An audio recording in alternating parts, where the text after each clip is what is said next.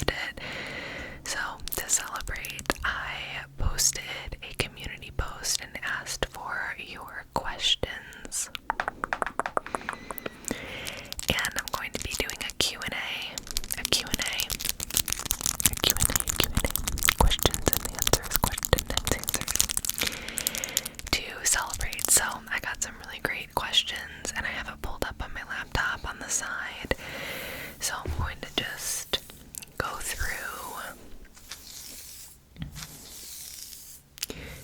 the questions and answer them. I was going to buy a cupcake and put a candle in it and eat the cupcake as like a little mini mukbang during the video, but I just never got around to buying the cupcake, I'm gonna be honest. And then I was like, ooh, I could go get a cake pop from Starbucks and like put a candle in a cake pop, but then I just ran out of time. And so I still though feel like these are fun celebration nails. They're like party nails, like birthday party is what they kind of remind me of.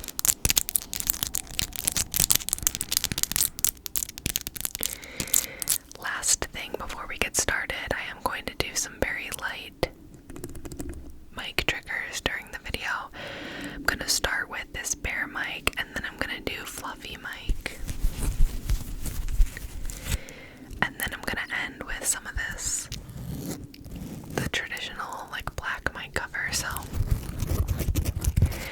just to add a little something, I'll be doing some mic triggers and of course some nail triggers. The first question is, favorite coffee type drink? What type of work do you do full time? And what's your favorite book? So this person left 3 questions. So favorite coffee type drink. I love this question because I love coffee. I am deeply, deeply addicted, for better or for worse. I started drinking coffee in high school because my parents had a Keurig, and so I would like make a K-cup before high school and like go to school. Like, I had no business drinking coffee that young, but I can remember like being younger and at like family parties or like Christmas, whenever the adults would make coffee later on in the night, I always thought it smelled so good, and I would always try it, but I always hated it. Like, it was nasty, of course, but I feel like it's one of those things where it smells a lot better than the taste, and so like I always loved the smell of coffee, and I would try it here and there, but never liked it. And then, like I said, in high school I started drinking K-cups before school, and then eventually I actually like started to love the taste of it. So anyways, that was a long little ramble, but I have never been one to put a lot of sugar in my coffee. Even in high school, I used to just put cream, so like I would put half and half in it and no sugar. And to this day, like, I don't love a super sweet coffee drink unless it's like a special treat and I'm like craving that. So basically, like day to day and in the morning, I'm not gonna ever go for like a super sweet drink with a ton of flavoring or sugar in it, but I will do a drink and then just do like half the pumps or like 1 pump of syrup. So like I'll do my favorites right now to actually answer the question are the toasted vanilla oat milk shaken espresso from Starbucks, but I just get 1 pump of the toasted vanilla. So it's like way less sweet, but there's still a little sweetness. I also love the cold foam cold brews, so I'll get like either pumpkin or caramel brulee, or I'll get like a flavored cold foam, but then I get no syrup in the coffee itself, so only the cold foam is sweetened and like flavored. So for me, that gives me like, it's like still yummy and kind of sweet, has a little something, but it's not like overpowering. So I either do the shaken espresso or a cold foam cold brew, or I will just do a straight up oat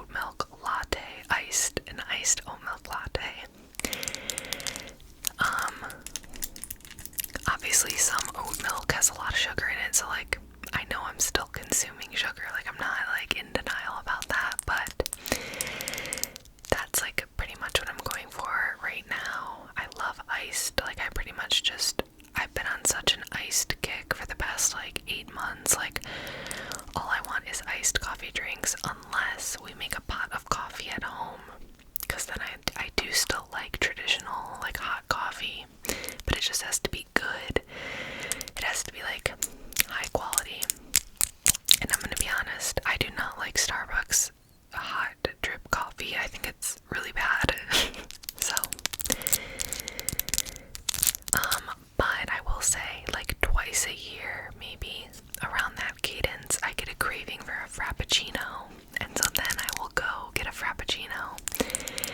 So, like, I still love the sweet drinks sometimes, and like sometimes I'll get like cravings for that, but for the most part, day to day, I either get no sweetener or I just get like one pump. But I do love cream, I'm not gonna lie. So I love getting like cream or oat milk in my coffee drink. Okay, what type of work do you do full time? I work in advertising, unfortunately. I don't know how much I should go into this, but like I work in advertising. Basically, I work at an ad agency, and that's what I've done ever since college. So, long story short, I never knew what I wanted to do, but I've always loved like languages and communication and writing and reading. But I never wanted to be a teacher. So in college, I went in undecided, and then I like talked to like the guidance counselors, and they basically like they kind of pushed me toward ad PR, advertising public relations, because it still kind of is like communication based and has a lot of writing and creativity, but it's not like straight English to where there's like, this was their talk track was like there's less you can do with that besides be a teacher. So I majored in ad PR and Spanish. I was a double major with Spanish, and then my minor was English, and I had an emphasis in creative writing. So I used to want to be a writer or an author when I grew up, but like many people, I kind of like lost my dream, and I like lost that passion because my parents are very traditional people, and they kind of like scared it out of me. Like they're not the type of parents that would have been supportive if I like wanted to be a writer. I do feel as though they kind of like scared me out of pursuing a more creative route.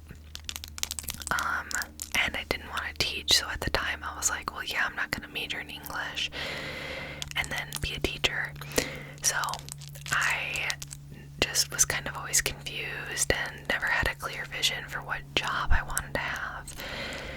And I kind of feel like I just stumbled into advertising because it was like, it's kind of the safe route for creative people because you still get to be creative when you work at an ad agency, but it's still more stable. Like it's more stable than like trying to be a writer, or trying to be an actor, or trying to be an artist. So a lot of creative people end up in advertising because it's kind of the safe route, in my opinion. So I've been working in advertising. I work in strategy, so consumer insights and like research, and basically like knowing people and culture and trends and human behavior, and it's like kind of psychology and like that kind of stuff. I like work in that like chunk of advertising. So there's still a lot of writing and like creativity and stuff, but it's just not, I just know that it's not what I want to do forever. But I don't know what I want to do forever because if I'm being honest, I'm still too scared deep down to pursue writing. But I need to figure that out because I feel like I don't want to die with regrets and be like, why didn't I ever just try? Why didn't I ever just pursue it? Like I should at least just get involved in some like local writing clubs or something like that.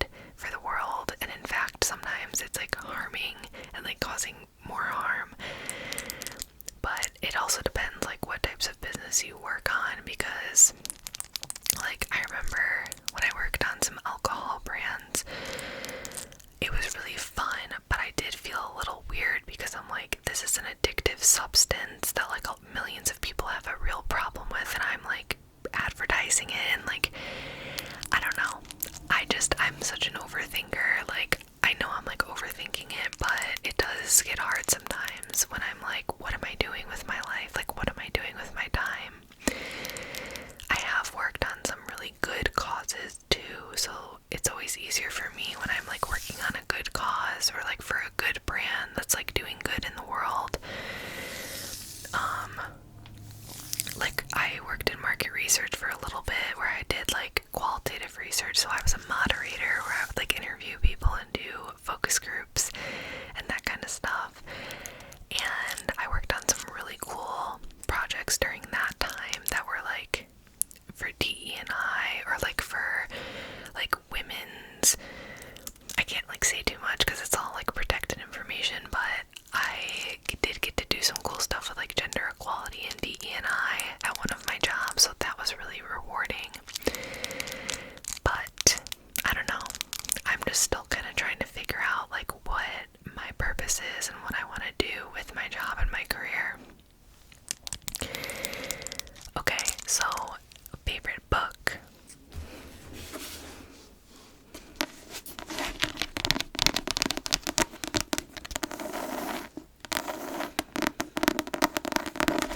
This is my favorite book. It is Beautiful World, Where Are You by Sally Rooney.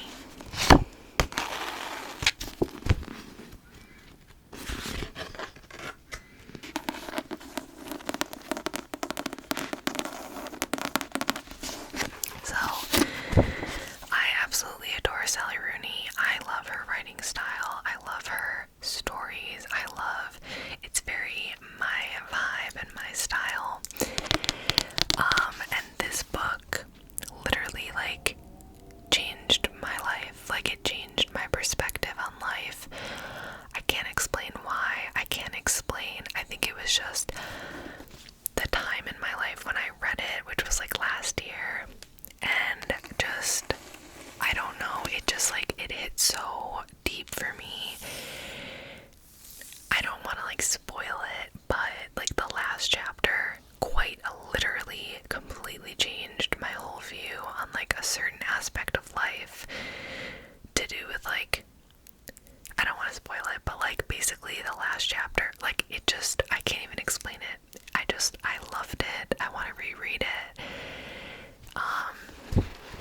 Her writing is, in my opinion, impeccable, and this is kind of what I mean when I like, in some of my book reviews and my book hauls, I talk about how it's hard for me to read like not great writing. To me, this is like one of the examples of like amazing writing that makes it hard for me to read other books because it's never as good.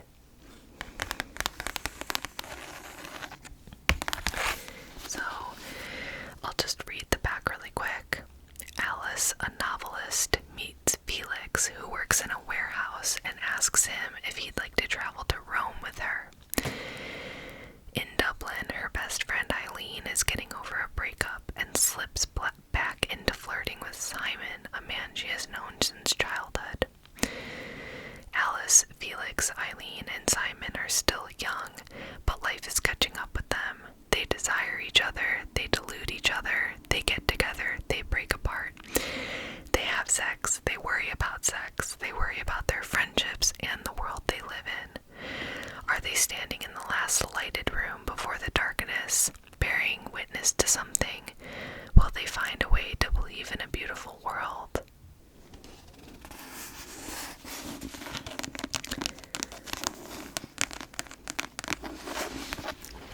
So, that is my favorite book, and Sally Rooney is a pretty new author.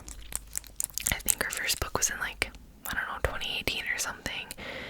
So I've read this one, and then I've read, there was one other I read, and then I didn't read the other one. I think I read Normal People. But then there's one more that I haven't read yet. So I definitely want to read that last one. But yeah, that's my favorite book. What is your favorite video you've done so far? This is the hardest question to answer because I truly don't know. All I can say is I am proud of most of my videos. There have been a couple where I'm like, oh, that wasn't good.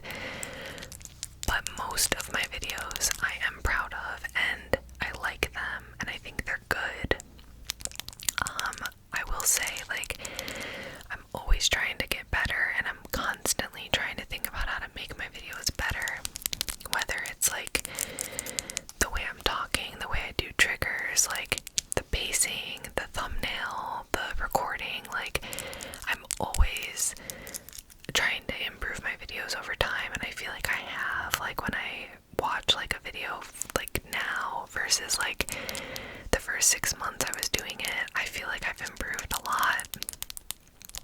But it's really hard to pick a favorite. I love doing role plays, but I feel like they get the least views on my page. But other people's role plays get so many views, so I'm like, maybe I'm just not good at role plays. But like my personal favorites, honestly, that I've done are my hotel check-in role plays. I've done like, I think 4. I've done a winter one, a spring one, a fall one. I think I did either 3 or 4 total. They're all named something different, but they're all like checking you into a winter lodge, or checking you into the spring blossom hotel, or checking you into an autumn lodge. And I just love those videos because they're so fun to make, but they're also like really nice to watch.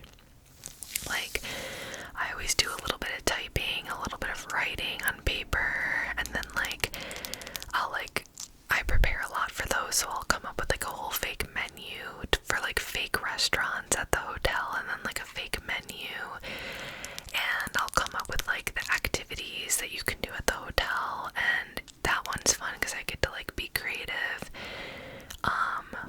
But I also just feel like they're really relaxing and nice to watch.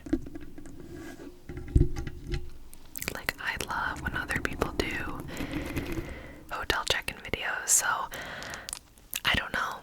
But then again, I feel like I've done some spa or like personal attention videos that I've been really proud of, where I'll do like layered sounds on top.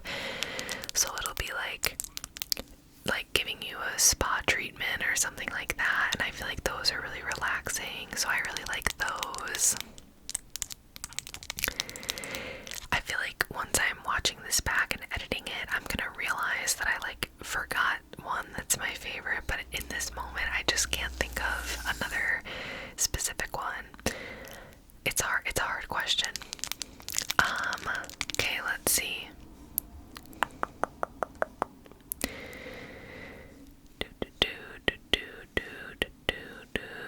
What led you to the world of ASMR? Sleep deprivation and anxiety. So I have a lot of sleep anxiety, so sometimes it can be very hard for me to fall asleep and stay asleep, and I've always been that way. I used to like lay up when I was little, like in misery because I couldn't sleep, and that was before like smartphones, and I just remember sitting there being so bored and so like anxious and miserable because I like couldn't sleep. It's really sad actually, but I've always been someone who struggled with sleeping. So a couple years ago, I downloaded Headspace, the app, and I started listening to the sleep casts, and those are like stories that they tell that are like supposed to help you fall asleep. And so I got really into the Headspace app sleep casts. And then I remember actually back in high school, so in like 2011 or something, I had a friend tell me about ASMR, and I thought it was weird. I remember being like, okay, she was really into YouTube, like she's like an original, like she was on like 2010, 2011, 2012, 2013 YouTube, and I was not into YouTube when I was younger. So anyways, I remember this friend told me about ASMR, and I tried it one time and I could not get into it, and I thought it was kind of weird, and then I never tried it again. But then fast forward years later, I was listening to these sleep casts all the time, and then during COVID I started watching YouTube because I was so bored and I like needed stuff to do that wasn't just scrolling Instagram. So I started watching YouTube videos. I would watch like educational or like video essay like YouTube videos, and then I would watch like makeup YouTube videos. Like I just basically started getting into YouTube, and then literally the algorithm just started serving me these videos from this channel called Early American. And this basically this woman and her husband, but it's mostly her, and she like cosplays like the 17, 18, 1900s, and she cooks recipes from those times, and she doesn't talk. So all of a sudden I started getting these videos, and I love like history, and like that's just up my alley. And like I love like, yeah, timepieces and that kind of thing. So I started watching, and I didn't even realize it was ASMR, but it was no talking. I still watch them sometimes, like she still makes videos, but it's like no talking, and then she makes an old recipe and she shows the original recipe.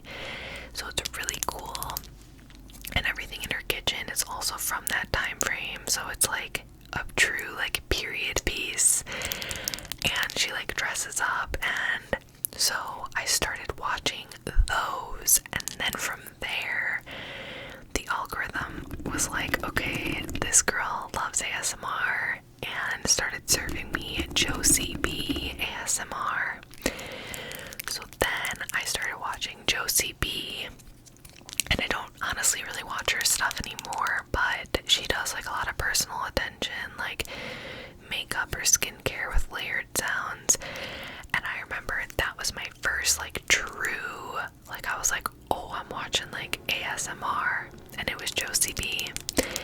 And then from her I found Goodnight Moon. I love Goodnight Moon. I think she is so talented and good, and her videos are incredible. So yeah, and then from there, so on and so forth, I started finding all the ASMR artists that I love and watch still to this day. So yeah, it was kind of like through the Headspace app, and then through early American cooking videos, and then I just through the algorithm started getting served more and more ASMR. And then I just loved it so much, and I always felt like the comment sections were so nice and pure, and they were just like really positive spaces. And I needed like another hobby, like I needed a hobby and something to do that would like stop me from scrolling so much and like getting in my own head, and I just wanted something to do with my time. So I was like, well, what if I started making videos? Like, what if I started making ASMR videos? And my husband like used to be like a photographer, videographer, so he had like a nice camera, and he had like lights, and he was like, all you would need is a microphone, and you could use like my old camera and whatever. So I was like, okay. And then his parents, for what was it, my birthday or something, or Christmas, I don't remember. No, because I started on December 1st. I don't remember why, but maybe it was my birthday in October, I don't know. They got me my Blue Yeti, this microphone.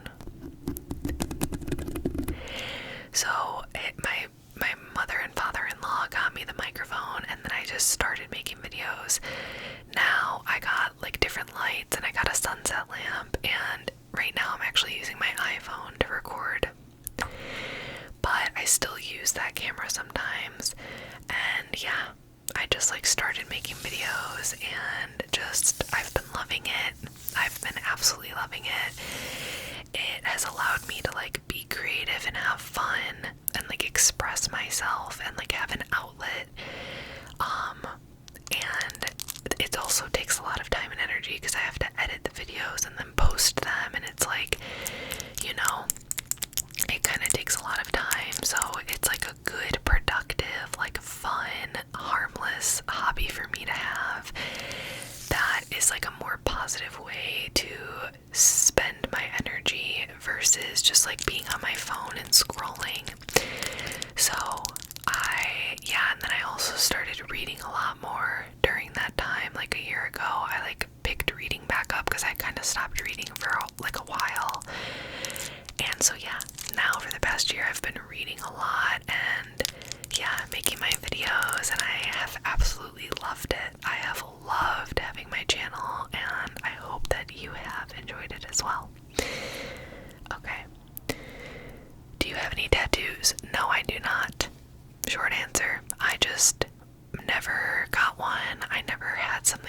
strongly enough about to like get. I'm also someone who, I feel like that was the weirdest noise that my throat just made. Okay, 1 second.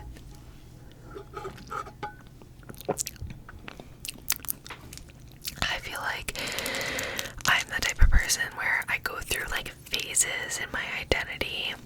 Like, I don't know how to explain it. Like, I feel things very deeply, though I feel like I go through intense phases of identity where I'm like very into certain things, and then a year, 2, 3 years later, I don't at all, or I'll have like really strong opinions and then sometimes they change over time.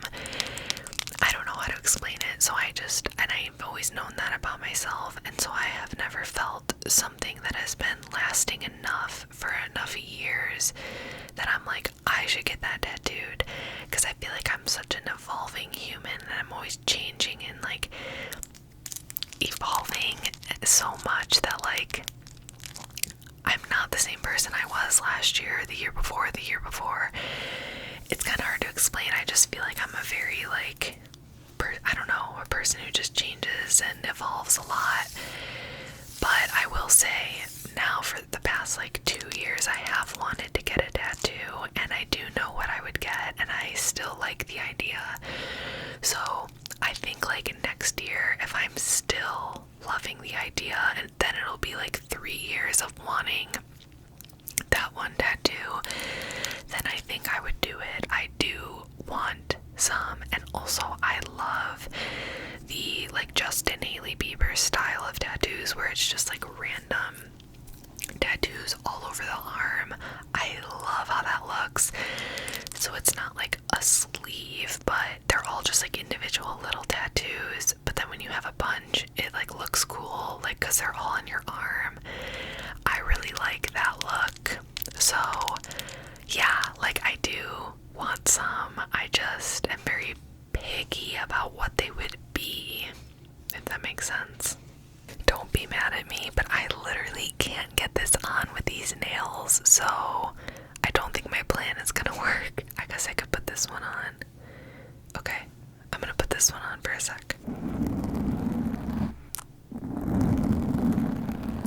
Okay, that's very unfortunate because I love fluffy mic covers, but I don't want to break one of these, and it's like too hard to get on anyways.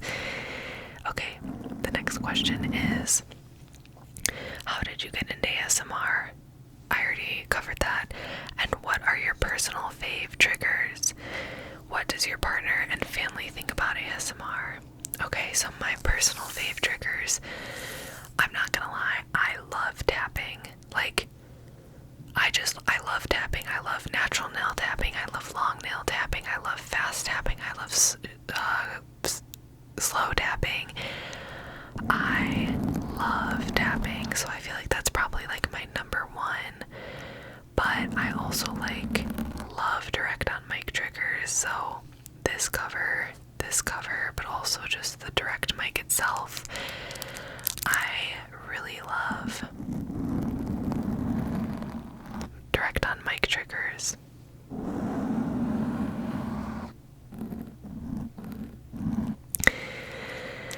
I love, like, honestly, all triggers. I love book triggers. I love personal attention. So yeah, I love personal attention. Oh, I love this. I love nail like tapping and like, I don't know what that would be called, like nail clicking and tapping. I absolutely love. And then yeah, so tapping and then nail tapping and nail clicking, direct on mic triggers, personal attention, book triggers. Yeah, I love all ASMR. I feel like my least favorite is probably mouth sounds, but then again, sometimes I like them, and like same with eating. Only certain people and certain videos do I like mouth sounds and eating. Sometimes I cannot stand it, and I will immediately, like when people start a video with like a lot of like wet mouth sounds, sometimes I am like, this is amazing, and sometimes I cannot click away fast enough. So I don't know why, but stuff with like mouth sounds is just hit or miss for me. But like Alexandria ASMR, I love her mouth sounds, like her role plays and stuff. She uses a lot of mouth sounds and I love it. So I don't know. What does your partner and family think about ASMR? Well, my husband hates listening to ASMR. He hates ASMR, but he is very supportive of me doing ASMR. So it's kind of funny because like he'll, like, if I can't watch ASMR out loud on my phone, I have to put my AirPods in because it like makes his skin crawl. He has that thing where he can't listen to people chewing and eating. I forget what it's called, but it's like a deep like anger and disgust that people get when they can hear other people eating. He has that, and then he does it like this. Would make him cringe, like, so he does not listen or watch ASMR, but he has been the most supportive partner about my channel. First of all, I only could start it because of him, because he let me use his camera and all of his stuff. He taught me how to like record audio, edit video, like he taught me all that stuff when I first started my channel because I didn't know any of it, and he did because he used to be in photo and video stuff. And so he, like, basically I wouldn't have started without him. And even now, like right now, he's in the other room having to be silent. Like whenever I film, he has to be silent and like watch his like phone or watch TV with headphones in, and he can't get up, he can't move, he can't cook anything, he can't come and go. He has to sit on the couch or in the bed and be silent because our place is not very big, and so if he was like walking around out there, the audio would pick it up. And then we have a dog, so he also has to be on dog duty whenever I film. He has to constantly be making sure our dog isn't making noise, and yeah, so like he is very supportive, and sometimes I feel bad because like today, for example, I'm recording 3 videos because I'm going on a vacation coming up, and I need, like, I want videos for while I'm gone, basically. So I'm like recording a lot today, and so I kind of feel bad for him because he can't really like do anything. Like he can leave the house, but then he can't come back because then he'll interrupt the video. So he has been so supportive, and then I'll always like get his opinion on my thumbnails and be like, hey, which thumbnail do you like better? And yeah, so he thinks it's super cool, and he loves that I have a channel, and he thinks that's really cool. He just doesn't like listening to ASMR. And then family, I'm not gonna lie, I still have not told like most of my family. My sister knows, and my husband's parents and sister know because they got me the microphone. But none of my other siblings know, none of my cousins know, my parents don't know. Like I never have told my parents. And so yeah, like most of my family does not know, just because honestly I wouldn't mind if they found out, but I just don't want the opinions because like some people think ASMR is really weird, and I just don't want their, like I don't want their negativity. I don't know if they even would be negative, but I just don't want it if that is how they would react. Also, they're very like scared of the internet, and so I think that they would be nervous that I'm like posting on the internet for everyone to see. Like they're just, like I said before, all of my parents are like pretty old school and they're not very like internet savvy, and so I feel like they would just be like, they would just think it was weird, and I just don't feel like even like allowing that into my space because I'm so proud of my channel. it so much. And also, like, sometimes I do weird role plays and like funny stuff, and I just don't want people to be like judging it. So I don't know, maybe I should tell them, because maybe they would be supportive, but it's just not a risk that I'm willing to take. I kind of just want my channel to be for me, and I don't want to have to like prove or like explain it. Like, I just want it to be my thing, you know, and it's like my safe space. So my best friends know about it, but even like some of my friends still don't even know, just because, like, well, most of my friends know, but like some of my like acquaintance friends, like friends that I'm less close with, like don't know about it, like, because I'm not gonna like bring it up the first time I meet someone. So I don't know. Yeah, some people know in my life and some people don't. And then I did get one person message me on Instagram, this girl that I just like know through someone else. We've only hung out like one time, like years ago, but we follow each other on Instagram. And she messaged me saying like, hey, I hope this isn't weird, but like I stumbled upon your ASMR channel on YouTube. I love ASMR. I love your channel. Your videos are really good. Like, I just wanted to say like I'm supporting you, and like basically like she was just like being really nice and reaching out, and I thought that was so nice and I loved that. So she just like stumbled upon it. So I'm like, there are definitely other people like from my high school, or I find it hard to believe that no one who knows me has like stumbled upon it on accident. I have a feeling that like, I don't know, maybe not, but I feel like maybe people from like my hometown or my high school have found it and like not said anything, but maybe not, I don't know. The internet is such a huge place and there are so many ASMR artists that maybe I'm overthinking that. Okay, someone asked, what is your favorite song of all time? And I honestly cannot, I don't even know. When I was little, I loved Iris by the Goo Goo Dolls, so much so to where I've always wanted to name my daughter Iris. Now, Iris is a very popular name, which is like kind of annoying, but I have always loved that name, and I always loved that song when I was younger, because I was like such an emotional kid. Like, I had no business loving that song that much, but I did. It just like made me feel, you know. Now, oh, and I've always been a Swiftie, like before it was cool. I've been a Swiftie since 2007. I'm just gonna leave that here.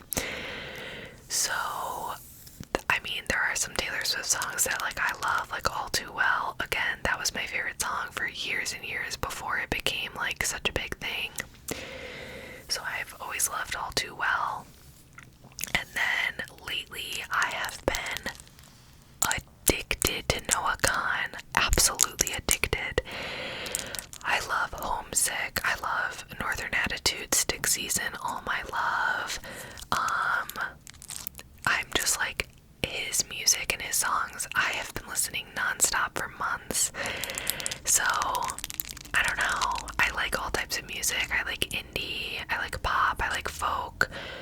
I used to love country when I was younger, but I haven't listened to country now in years, like 10 years, or like 8 or 9 years maybe, but before that, like, I loved country, like, growing up, but I don't really go for it anymore.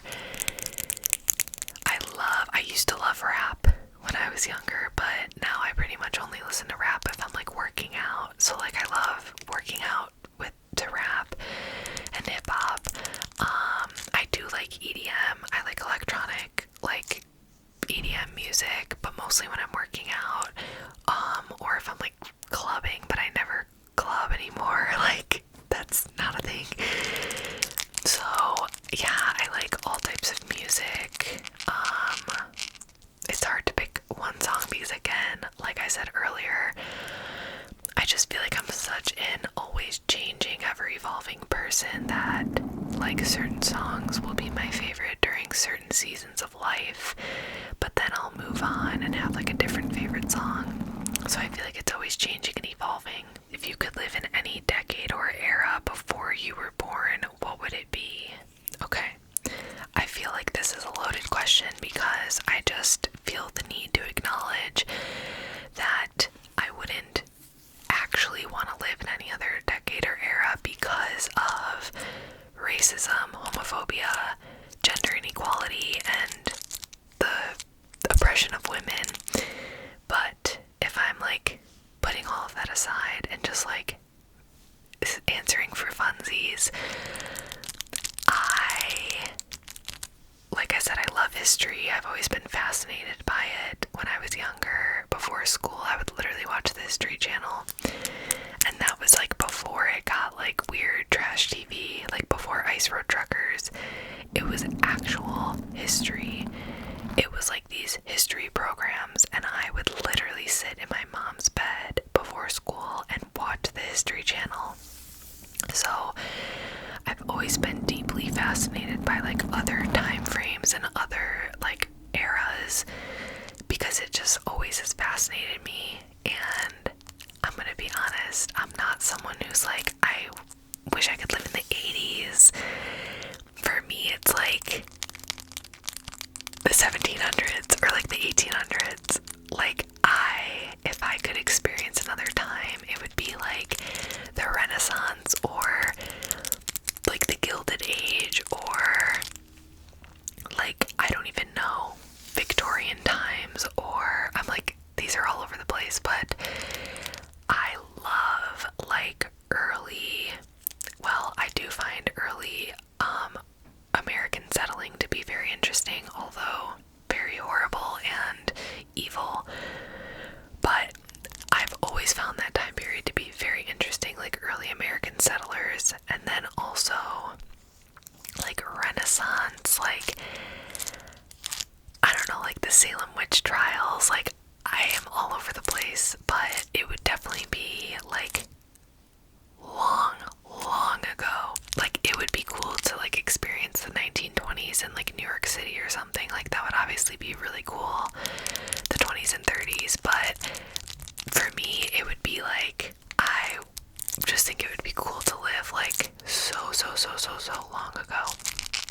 I literally just didn't even answer the question, I just rambled, but you know me and my rambles. If you could be any animal, what would it be and why? There's not really any animals that I'm envious of. Maybe like a dolphin or something.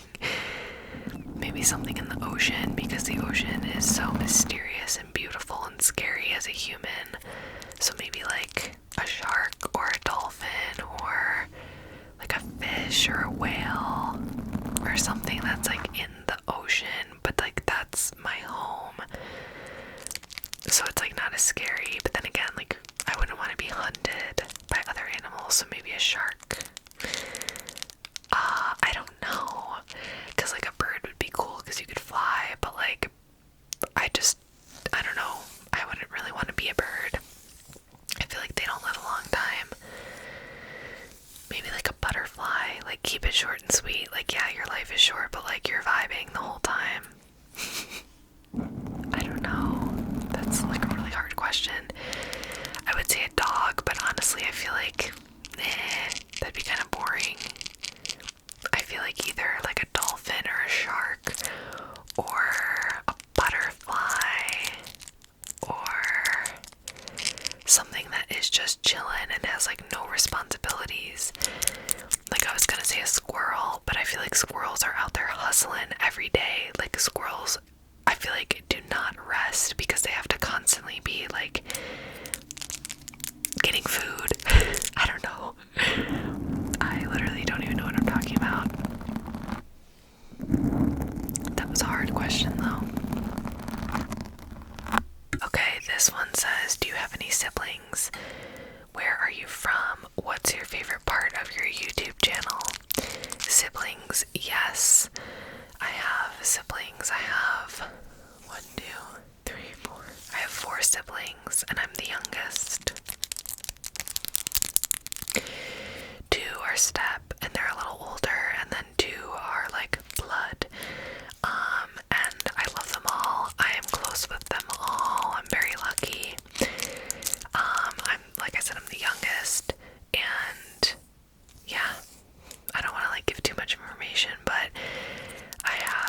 sister, a brother, a stepsister, and a stepbrother, and then me.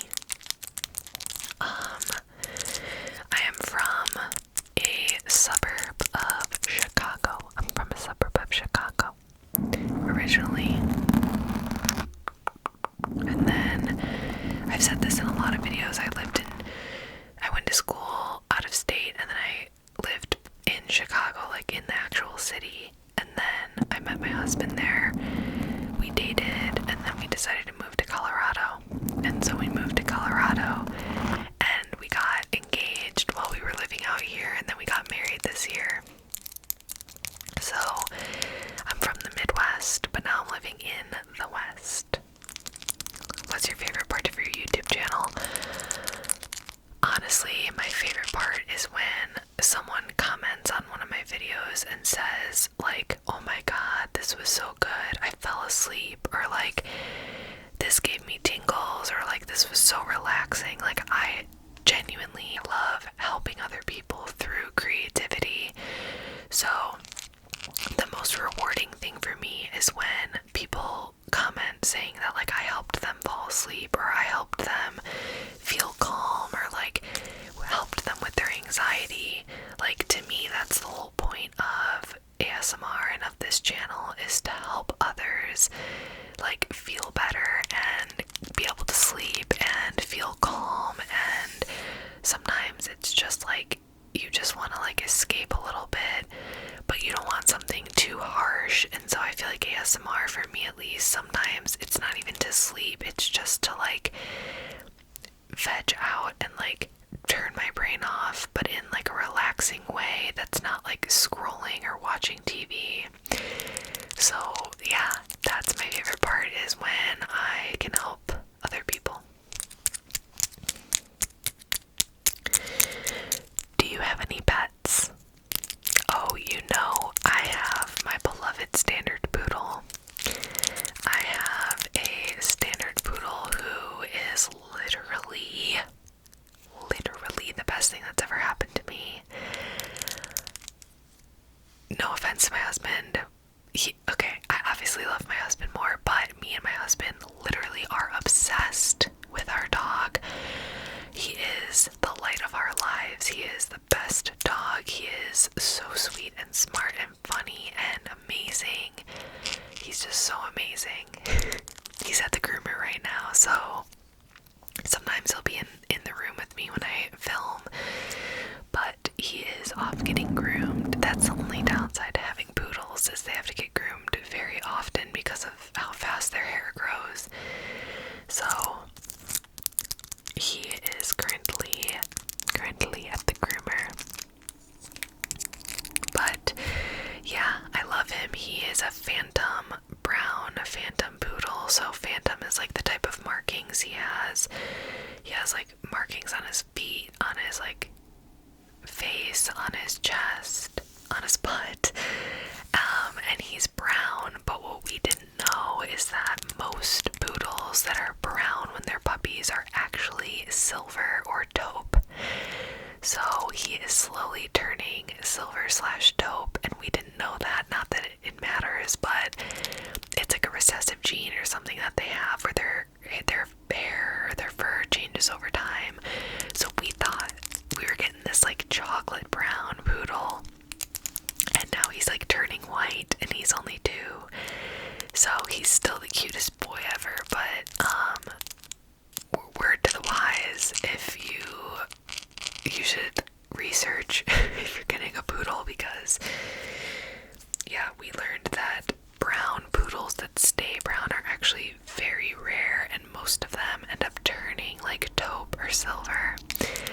So yeah, he's 2 years old and he's the best. We are definitely poodle people now. We only got a poodle because my husband's allergic.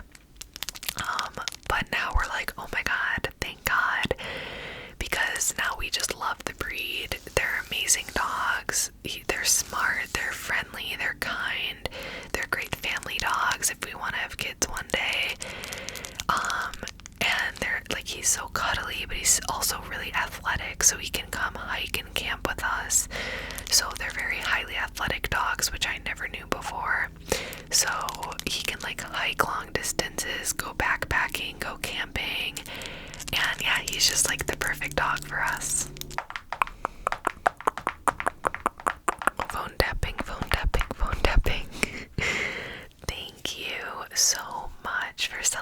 with me. Like I said in the beginning, this year of having my channel has been so fun and like healing in a way, and just like amazing for me, and I have loved every second of having my channel. I love making the videos. I love hearing from all of you in the comments. I hope that I can help you relax and sleep and just escape for a while. So yeah, thank you for subscribing